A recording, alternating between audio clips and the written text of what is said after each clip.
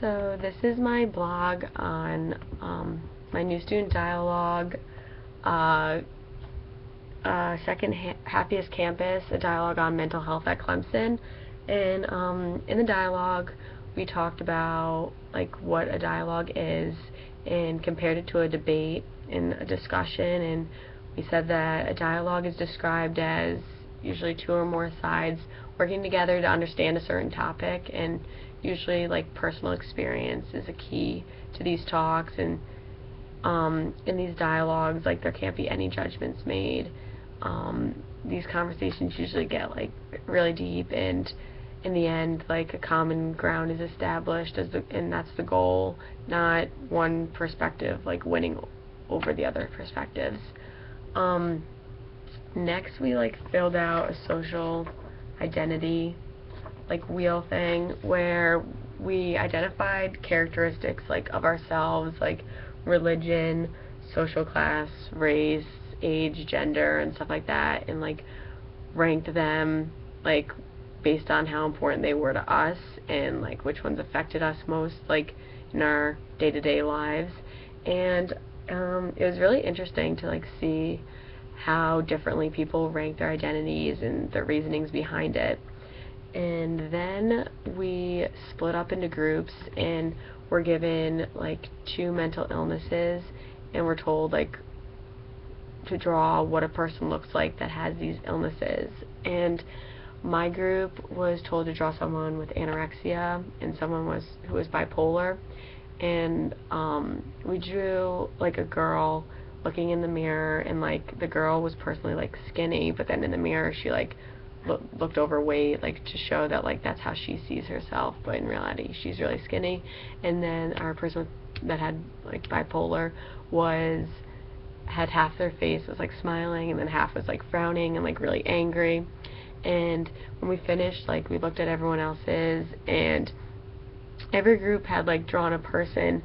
at a certain time where they showed their illness, but in reality we probably should have just drawn like a normal looking person, because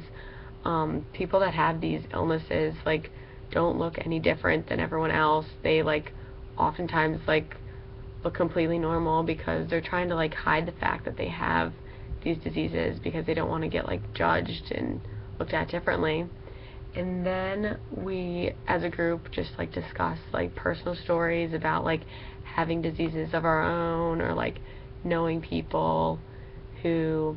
have some diseases. And we talked about why people who have illnesses usually don't seek help, and usually it's because like they're afraid that people will judge them or that they'll get discriminated, like maybe in like the work field or like just in everyday life, like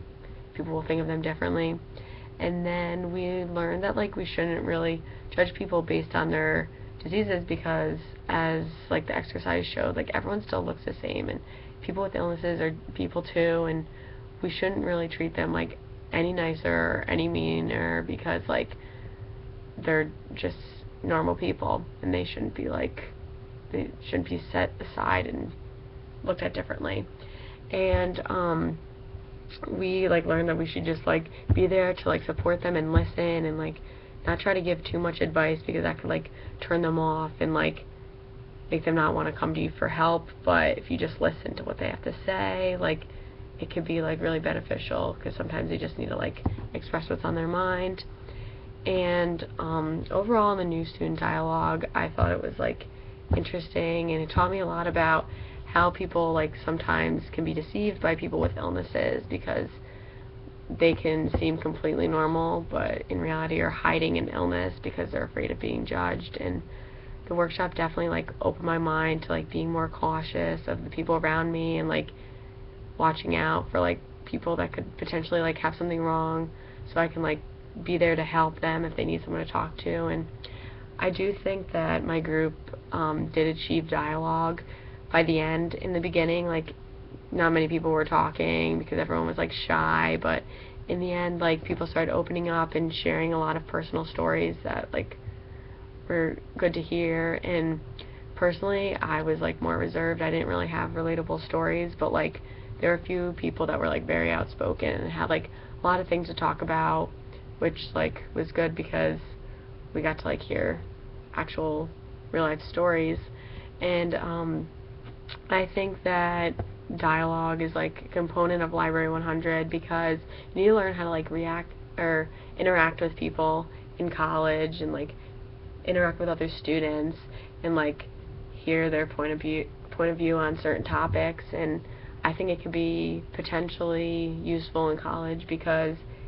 later in life, like, you need to be able to interact with people in order to like get where you need to be in life.